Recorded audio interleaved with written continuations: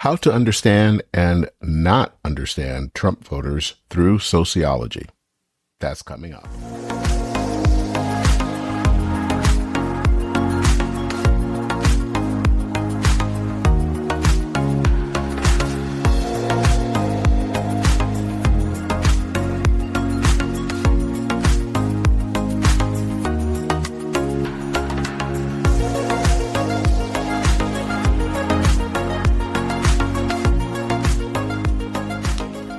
Hello and welcome to this episode of Church in Maine, a podcast for people interested in seeing where faith, politics, and culture intersect. I am Dennis Sanders, your host. My guest today is Jesse Smith. Smith is a professor of sociology at Benedictine College in Atchison, Kansas. His research is focused on topics such as the transmission of faith in families and the role of religion in American political polarization. And today we're going to talk about his recent article in Public Discourse that's called Sociology in the Age of Trump, the Clash of Deep Stories on the Left and Right. Now, I think that this is an important article, and it's also an important conversation, especially in the aftermath of last month's election. I really enjoyed talking with Jesse about this topic, and I think that you will enjoy hearing it. So join me in this conversation with Professor Jesse Smith.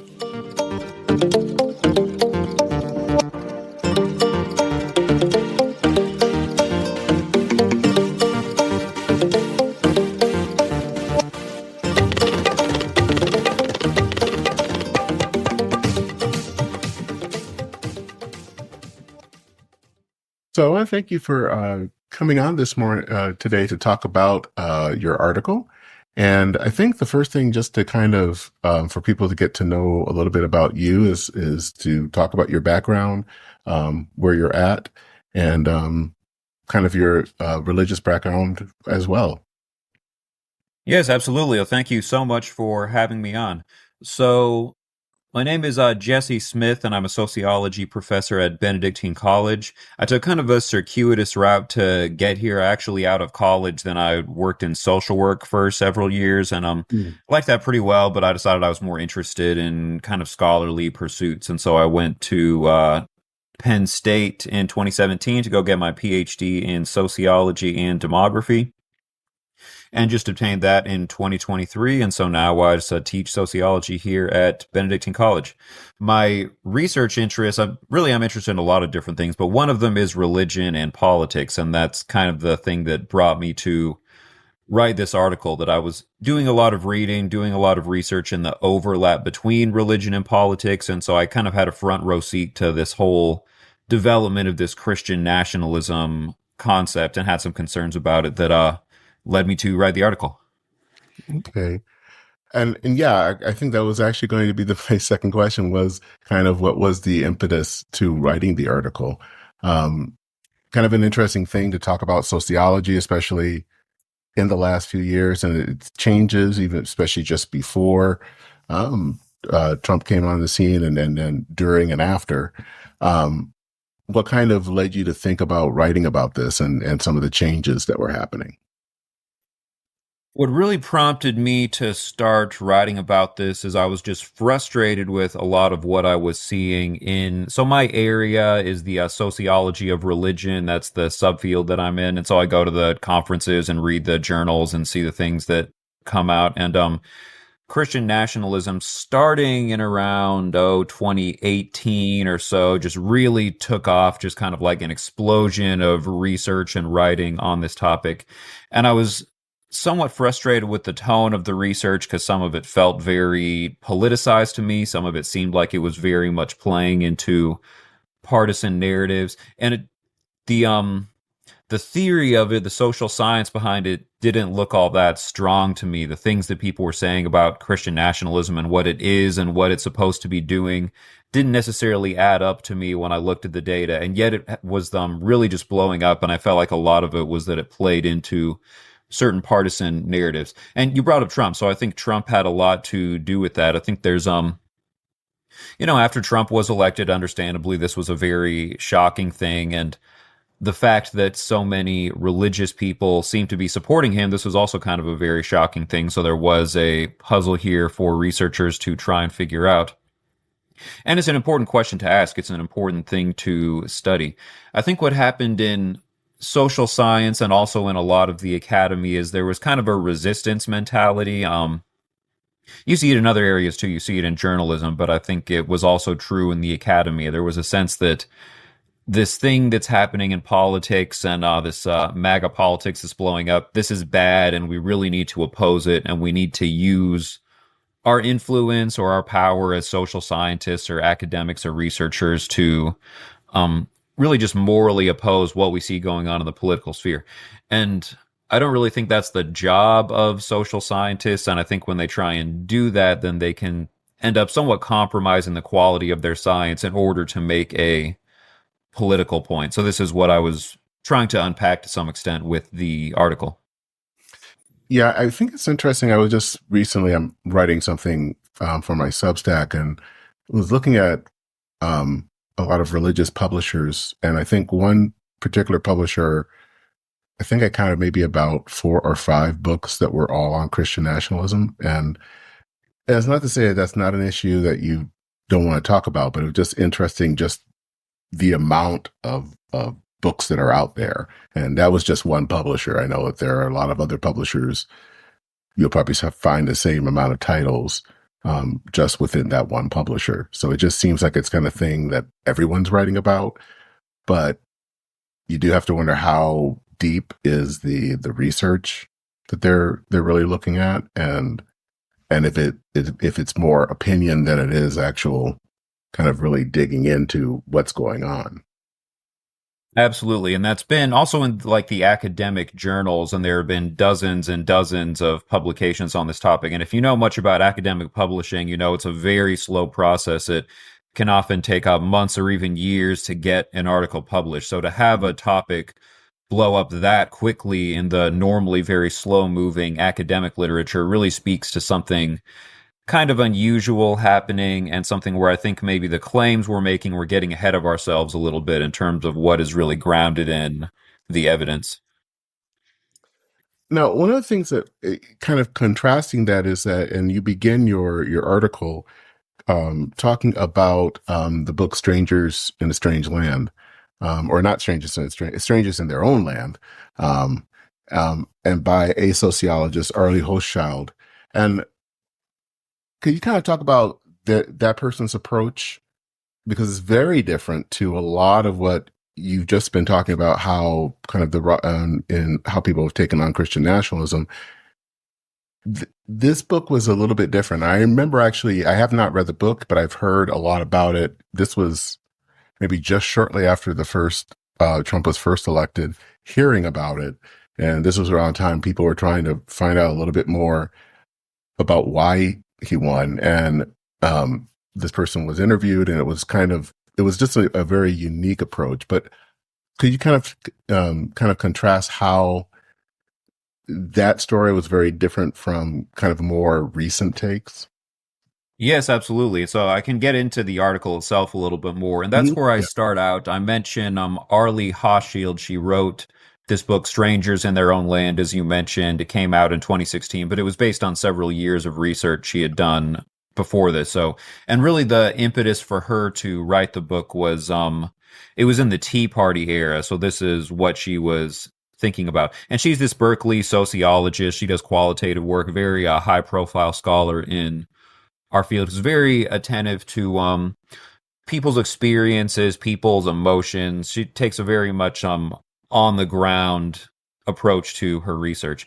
And so she wanted to understand, the specific question she asked is why do Louisiana Republicans, you know, it's deep red states, rural people, why do they vote against more environmental regulations, even though they live in communities where, you know, oil drilling have devastated a lot of their environments, and this is a source of great grief and great distress to a lot of people in these communities. So why are they voting against the regulations that should be making their communities better? And kind of this was the specific question she looked at, but the bigger question was just what's going on with these red state Republicans? Why do they vote the way they vote? Why do their politics look the way they do? And she knew, she's a Berkeley sociologist. I'm extremely different from these people. I have very little in common, very little overlapping experience. And so it's going to be difficult for me to get in their heads a little bit. And so she took, you could say, somewhat extreme measures methodologically. She went to live in the Louisiana Bayou part time. She used some of her very indirect personal connections to make friends with some people, did interviews, did kind of ride alongs, just spent time with them, went to, Tea Party meetings at local town events in some of these places. Watched Fox News day in and day out, recognizing this is something very influential for people in these communities. So if I want to understand what's going on with them, I really need to familiarize myself with both the social and the media environment.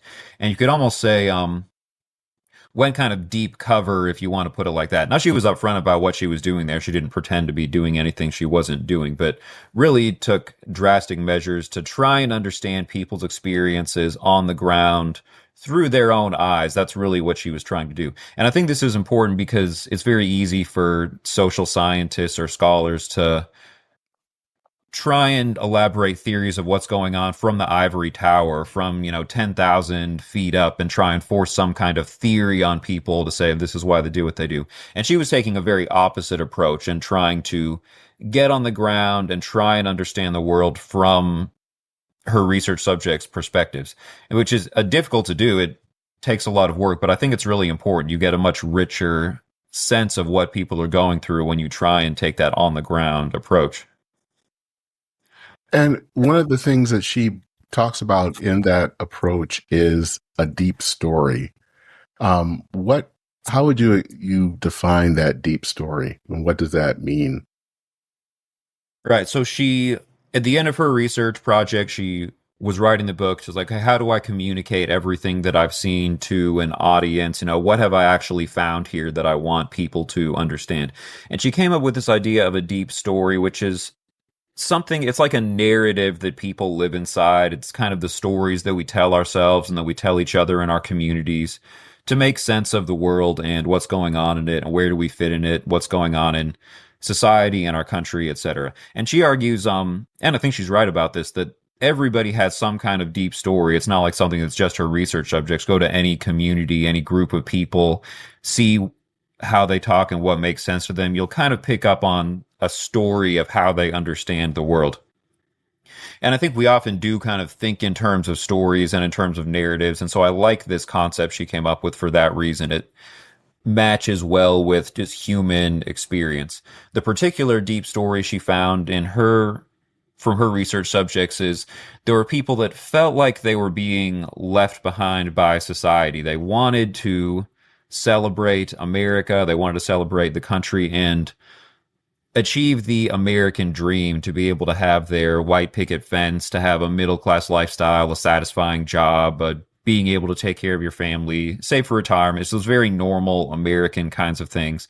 But they felt like they couldn't get there, whether for economic or cultural reasons. And this was kind of frustrating, but they were waiting in line, waiting their turn to eventually achieve this dream. But she argues they were looking at what was going on in society, what was going on in politics. She talks about Obama a lot and some of the changes happening during the Obama era. The people living in this community, they feel like they're seeing, say, racial minorities or single mothers or poor people or immigrants, people who they see as not really being part of their community, but they're getting special privileges or special treatment from the government or from the culture. They were thinking of these people as line cutters. These people are jumping ahead of us in line for the American dream. And not only are we getting cut in line, but now they're kind of turning around and laughing at us. They make fun of us in their news shows and journalism and media. You watch a lot of TV shows these days, and it's like, oh, people like us, rural conservative Southerners, we're the villains in a lot of these TV shows. And so this kind of led them to gravitate toward this angry populist politics, toward a figure like Donald Trump, or toward, we need to cut the government back because the government is helping other people get ahead of us in line. So she argued this deep story is what is fueling people's reactionary politics in certain ways. And I think one of the things that was interesting about that was that you talked about, and maybe she was even asked whether it was true or not, but that the reality was that this was kind of more how they were feeling, and it wasn't as much trying to say whether this was a right or wrong feeling as much as it was this is what they're feeling right now, and trying to kind of understand where they're coming from. So it was kind of like a withholding of judgment as much as it was, well, to be honest, to act as a sociologist, to really say this is how these people are living their lives right now. Absolutely. And there's a famous phrase in sociology where we say what people believe is real and its consequences. So she wasn't so much focused in the book on whether the deep story that people are telling themselves, whether it's right or not, whether it's true or not. She didn't say it wasn't true. That just wasn't really the question she was asking. She's just more concerned with what is the story, and then what are the consequences of that story. And you said it very well. That is a very standard sociological approach to take. It's someone else's job. It's an economist's job to figure out whether people are getting cut out of the labor market or not. Or some of these other questions would be the focus for other disciplines. But a sociologist is just going to be more interested in how do groups and how do communities understand the situation that they're in, and then how are they responding to that understanding. And when it came to then there was a few years later, probably I think it was around 2018 or so, was when we kind of in some ways start to talk more about Christian nationalism. And there were two other sociologists, and I'm familiar with Samuel Perry, and then the other one I believe is Philip Gorski, and they came up with the flag and the cross, and they had a kind of differing approach. It wasn't as the same as strangers in their own land. How would you kind of explain that one a little bit? Yeah, so they wrote a book about, well, what they call white Christian nationalism, and this is in 2022 when this book came out. Okay. And they claim to use this deep story concept. They directly reference it and they say, we want to understand basically why are people voting for Trump? Why are people engaging in this MAGA politics? And I said, well, we think that we can explain this through a deep story. But they didn't. There wasn't nearly as much. You didn't have like a years long project of interviewing people and embedding yourself in their communities to try and figure out what's going on. To me, reading their work, it feels much more impressionistic. It feels much closer to the level of kind of a hot take rather than like a really deep and rigorous scholarly endeavor. And let me actually look up the article because I can read exactly what they said the deep story is.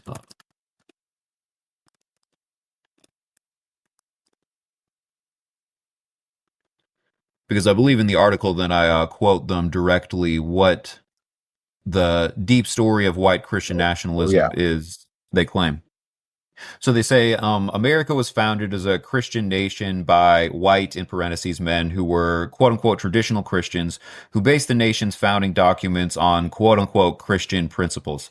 The United States is blessed by God, which is why it has been so successful, and the nation has a special role to play in God's plan for humanity. But these blessings are threatened by cultural degradation from quote unquote un American influences, both inside and outside our borders. So, this is what they say is the white Christian nationalist deep story, and they trace some not only support for Trump, but support for pretty much any kind of conservative policy or any kind of conservative political movement in recent years, but really they go back through history and say across a very long time, any kind of support for anything conservative is rooted in these white Christians wanting to maintain their own cultural dominance by excluding other people as much as possible. And that's fundamentally what's motivating a lot of the politics that we are seeing. So this is their claim. And I suppose I just don't really see as much of the grounding in it. So Arlie Hochschild, with her Strangers in Their Own Land, when she came up with this deep story, she actually read it to her research subjects, and she said, "Okay, I've been spending all this time with you, I've interviewed you, I've watched you. This is kind of what I'm seeing. Is this right? Does this reflect how you understand the world? And they were very enthusiastic about it. They were like, yes, this is exactly what we think. Thank you for articulating it so well. So we could take this as some validation that, she was actually onto something. She was articulating people's experiences in a helpful way. This um story from Philip Gorski and Samuel Perry in The Flag and the Cross, they don't do anything like that to validate their story. So it doesn't give me as much confidence that this is really the thing that's guiding people. And if you look at the way they write it, they have say America was founded as a Christian nation by white men with white in parentheses. So there's something subtle going on there. They're trying to insert racism effectively or racial exclusion into people's deep stories and say, well, we think this is really what's going on. And I don't think that's true for most people. This isn't the way that most white Christians or really most Americans are looking at the world. Now, a lot of sociologists will argue, even if people say they're not motivated by race or racism, if you really dig in and read between the lines, really there's a racial element there. I think that's probably true sometimes. Sometimes it's not true, or it might be somewhat exaggerated. That's a conversation you can have.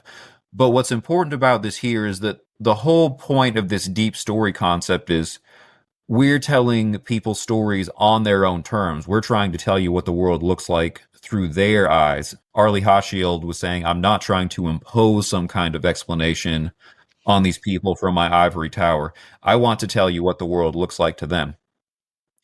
And Gorski and Perry, they claim to be doing the same thing here, but I don't think if you went out and interviewed a lot of the kinds of people that they're thinking about, if you read them this deep story, including the parentheses and scare quotes and everything like that, and you said, okay, is this how you see the world?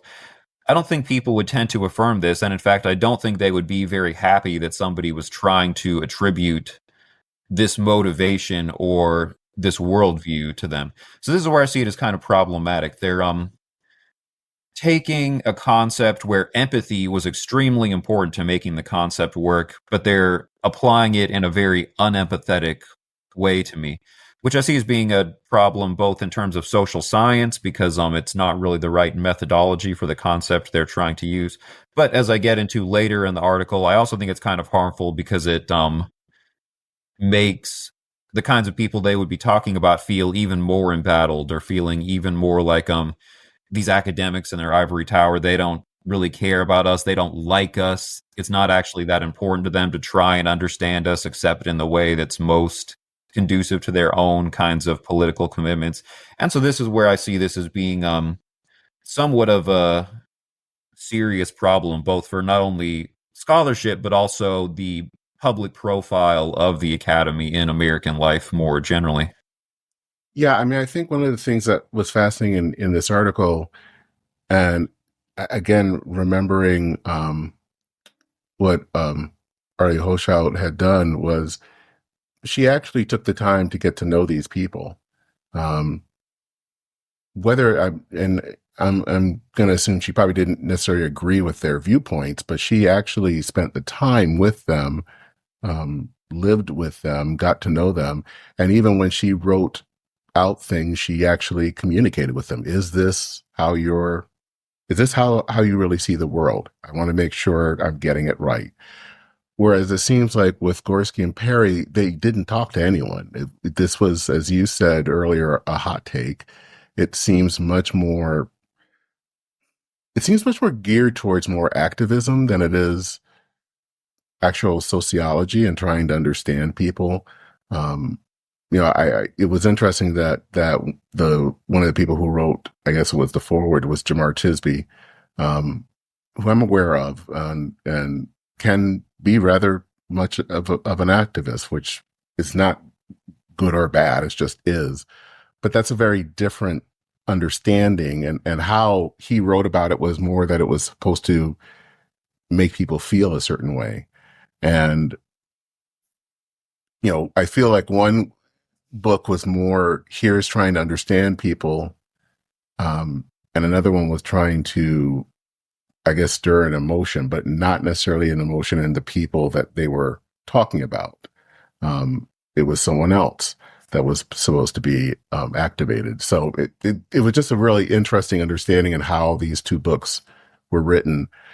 That one was written kind of with the people in mind, and one was written at the people in mind. I absolutely agree with that. And that speaks to what we were talking about earlier of just how quickly this concept of Christian nationalism and the scholarship has really blown up. And I think with the election of Trump and then with this kind of resistance mindset that accompanied that for a lot of people, there's really a sense of urgency, like a democracy is under threat, so we have to act now. And that's ideally that's not how scholarship would be done. The scholarship, it should be a slow, careful process so you can really think through your theories and collect your data and test things the right way. But I think there was, as you said, there's a kind of a mix up of scholarship and activism that you get when you have this more resistance mindset that we need to do something. We see this bad thing happening and we need to try and stop it how we can. And if you're an academic, it's like, okay, well, if I want to try and affect what's going on in politics, or if I want to try and stop something or intervene or derail something, well, what are my tools to do that? Well, I can write books. I know how to do that. I can write academic articles. I know how to do that.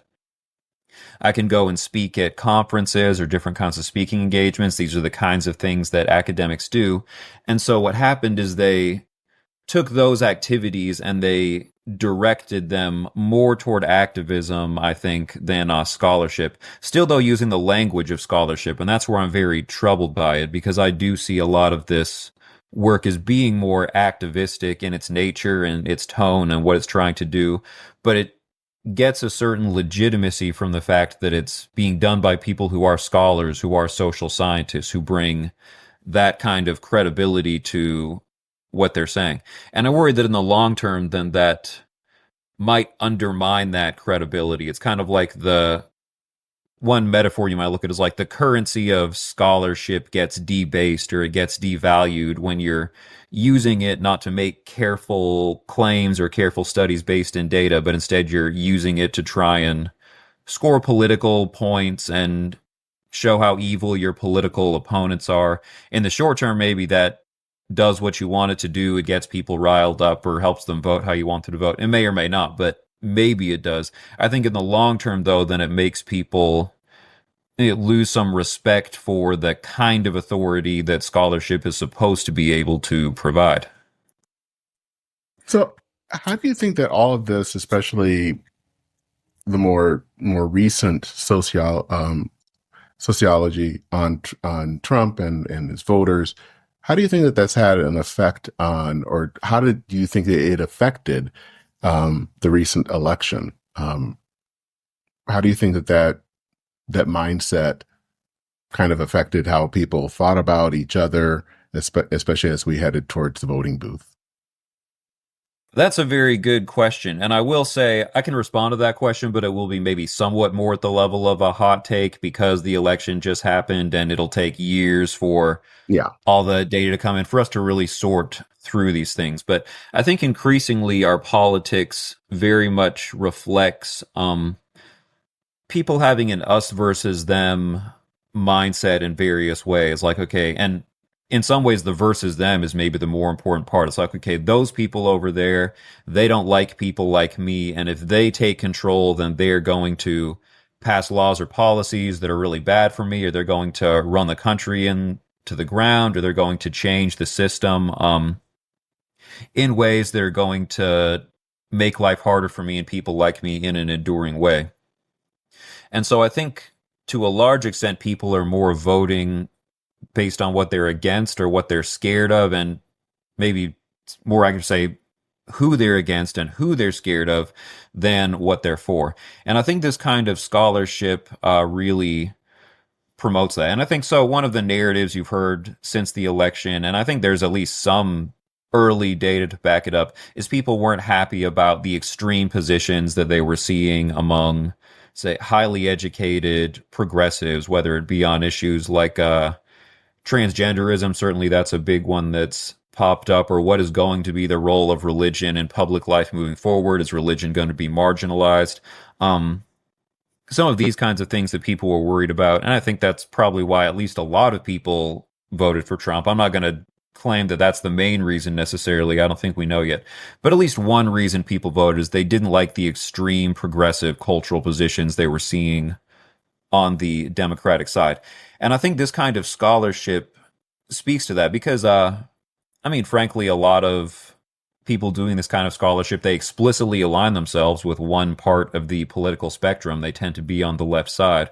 A lot of what they write about is how evil and scary and dangerous people on the right are.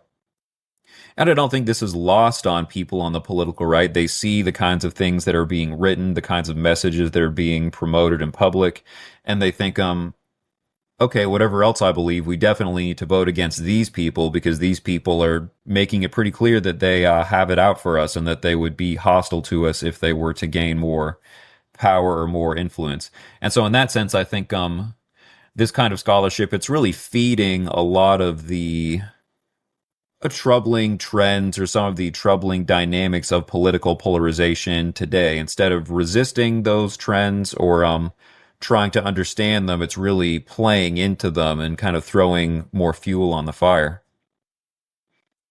And where do you think, the role of curiosity plays into all of this? Because I think early on, trying to actually spend time getting to know people, trying to understand why you think the way that you do, really lends itself to curiosity. You're trying to learn about people, to think about people. Um, and I mean, I've heard this myself in the rhetoric leading up to and after the election, um, in dealing with, why did one side lose is there doesn't seem to be any curiosity about who the people are who voted. Um, they, in fact, sometimes have already tried to fill in the blanks, it feels like. Um, and sometimes people do vote for those ways. I'm surely not saying that they don't, but it feels like there was a lot of assumptions made instead of really a curiosity of who these people were and really trying to find that out. If not for just the sake of curiosity, it's, if you're someone on the other side is, how do you reach out so that you can win the next time? I absolutely agree with that. And I think when you have this mentality of politics happening kind of at the edge of a cliff, and you have this mentality that, oh, if our side loses the next election, then the country is over, that really pushes against curiosity because curiosity takes some openness and it takes some time. So you have to care enough to want to sit down with people who are really different from you and understand them.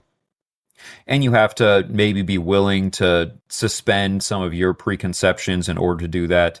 And you need to be ready to be surprised and ready to, just as I mentioned, take time to get to know what's going on with other people and how they see the world. And that's difficult to do when you feel you have this mentality of if we don't act now, then everything is lost. It's hard to develop the right kind of mentality toward curiosity. And I'm a big believer in the kind of thing that Arlie Hochschild was trying to do to take the time and sit down and try to understand, not just in research, but just in normal life, in politics, or just in society. I think that dialogue and that encounter of other people is very important. It doesn't mean that we're going to agree. Very likely we're not going to agree, even if we sit down with each other. But it does force us to humanize each other, I think, and it makes it more difficult to demonize each other if you do take the time to understand a person. Like, well, I still maybe disagree with their entire worldview, but I can see how it makes sense to them. They don't seem to be a monster. This doesn't seem to be rooted in something really pathological or some kind of drive to just exclude other people, which is often the explanations that we reach for from a 30,000 foot view.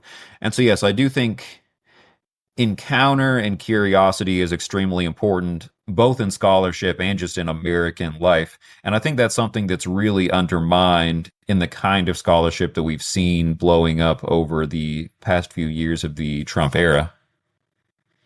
Which that actually kind of leads me to something that you wrote in the article, which was fascinating.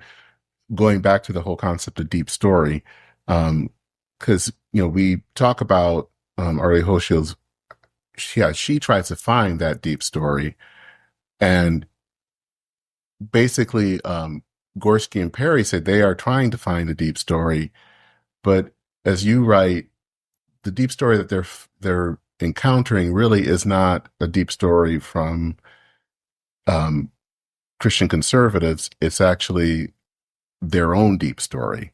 And how would you kind of explain that, or suss that out? Yes. So, an intriguing thing about the deep story, and I mentioned this earlier, it's something that everyone has. It's not just something we go and try and dig out from other people, but it's something that we have ourselves and something we have in our own communities. And so, I think an important thing to do that maybe social scientists aren't always very good at doing is turning the lens back on ourselves. And, we're going out trying to understand other people, but what happens when we apply these same tools or these same theories to ourselves? How do we come out looking?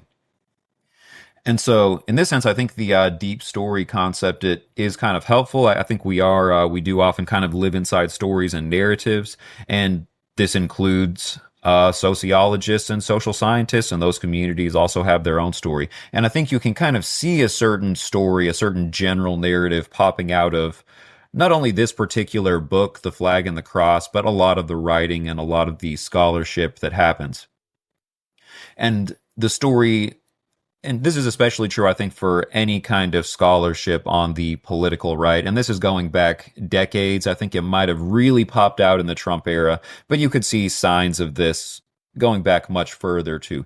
There's a general story that the people over there, the people on the political right who are different from us and don't agree with us, those people are really a threat to our entire society. They don't really hold American values. They don't really value democracy, for instance. What they really want is some kind of racial hierarchy, something that maybe has at least some similarities to Nazi Germany or has some similarities to the social system of the KKK back in the late 19th or early 20th century. And that may sound a little bit extreme, but if you read a lot of these pieces and a lot of the literature, they will often make those connections explicitly. Or you take another example, something like The Handmaid's Tale from Margaret Atwood. It's kind of this dystopian vision of women being oppressed. It's both a popular book series and a show that I think it really resonates with a lot of people, partly because it sort of reflects how they think about the people who are really different from them. Like, oh, this is what they really want to do, and this is what they would do if they were able to take power. And that's kind of a story that you're telling yourself about the people who disagree with you politically. So I have a summary of what I think that story is, the one that's popping out in the article that the forces of capital in reaction are ever in league, bent on rolling back progress, imposing this oppressive, racist social vision, even when it seems like people are talking more reasonably or giving reasons for their policies. Well, really, there's more going on under the surface. There's dark money and there's dog whistles and there's ways that our political opponents are really trying to do something much more sinister than it looks like they're doing if we just kind of read their rhetoric at face value. And democracy is under threat from these people. And so, as I mentioned earlier, we as public intellectuals really need to rally and we need to step up and write books and articles and speaking engagements in order to call out and expose this threat and rally people against it. This is kind of the deep story that I see happening in a lot of academia right now. And it animates a lot of, as I said, the scholarship and some of the other activities. And I don't think it's really a true story. I don't think it's actually, I don't think the data really support it that much. I don't think it's actually a good approximation of what is going on the political right or what's going on out there with red state Americans. I do think there are problems, but I don't necessarily think those are the problems.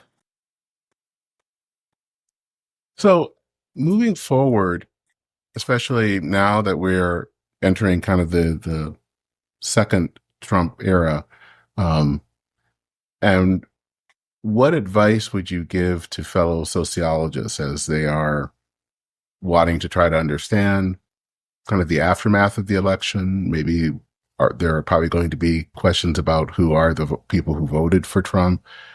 What advice would you give to people before they, put pen to paper or start typing something on a Substack or what have you? That's a very good question. I'm somewhat hopeful that things will be different this time around. I'm not necessarily confident they will be, but I'm hopeful because it does feel like maybe some lessons have been learned from the earlier phase of the resistance scholarship, if we want to call it that, that it didn't necessarily produce the effects that people were hoping it would produce. And some of my advice would just be stop trying to do activism. If you want to do activism, do it on your own personal time. I do think our scholarship and activism, they should be fundamentally different activities and they water each other down if you try and mix them together. So if it's fine to write things or protest, but do that on your own time. When it comes to your scholarship, do more of what Arlie Hochschild did. And so we shouldn't necessarily expect to be able to offer hot takes, to be able to offer some immediate in the moment analysis to explain what's going on right now because it does take time, it does take years and a lot of effort to do good scholarship. So don't even necessarily be in the business of trying to explain what's going on in real time because that I think can lead us astray. I think a lot of it just goes down to what we were talking about is openness and curiosity. And so be more curious about what's going on with people who are socially very different from social scientists and who live in different worlds or hold very different political views. Be more curious about those people and be more willing to suspend your preconceptions when you're trying to understand what is going on with them. And this is maybe a more practical suggestion or just something I'd like to see more. I think we would benefit from more qualitative research. So more people going out and doing interviews and embedding themselves in the communities where these things are happening rather than just analyzing quantitative data, which is what a lot of this scholarship has done. I think there's a place for different kinds of research, and there's definitely a place for quantitative survey-based data analysis. But I think the problem with that is if you're just treating people like they're rows in a spreadsheet and you're trying to understand them that way, it makes it very easy to impose your own views on what you think is going on with those people because you're 1,000 miles away from them. You're not seeing what's going on with them and what their concerns are. And so you can kind of use your imagination in some ways or use your preconceptions to make a lot of assumptions about why people believe what they do and why they vote the way they do and that sort of thing. So I think even though I am a quantitative researcher myself, but I think an over reliance on quantitative research has made it a little bit too easy for some of these narratives to take hold. And I think we should have more people going out and doing interviews and embedding themselves in communities the way that Arlie Hochschild did. I think that would be a good path to get some better insights on some of these issues. Well, if people want to know a little bit more or communicate with you, how can they do that?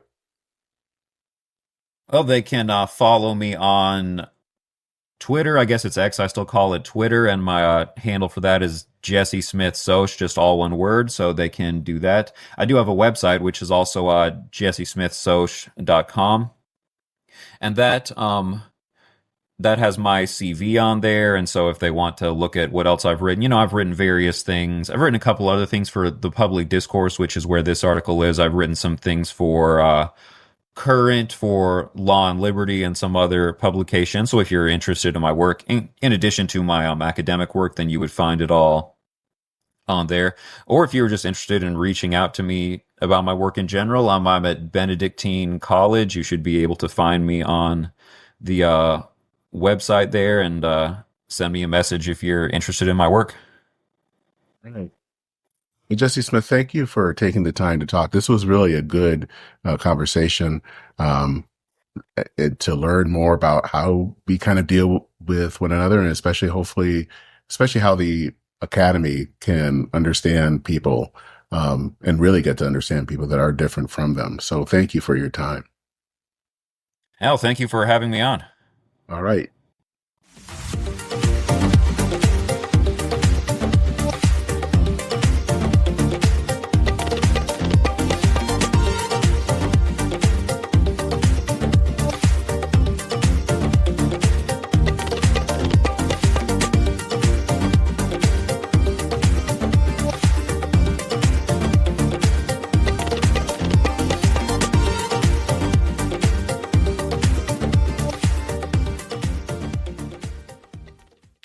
So I will make sure to put the link in the show notes to Jesse's article. I really do hope that you'll give it a read.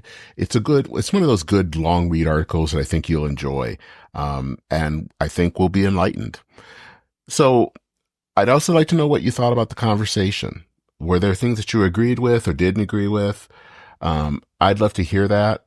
Drop a line. You can send it by email to churchandmain@substack.com. And also, if you want to know more about the podcast, if you want to listen to past episodes, and if you want to donate, please check us out at churchandmain.org. And if you want to read articles that are kind of related articles that I've written, check out churchandmain.substack.com. Then you will find articles there to read. I'd also love if you would subscribe to the podcast on your favorite podcast app. If you listen to podcast apps that allow for reviews or ratings, such as Apple Podcasts, I do hope that you will either leave a review or rating. When you do that, that actually helps others find this podcast, and I'd love to have more people get to hear it. So if you can, please do that. So that is it for this episode of Church and Main. My name is Dennis Sanders, your host. Thank you again for listening. Take care, Godspeed, and I will see you very soon.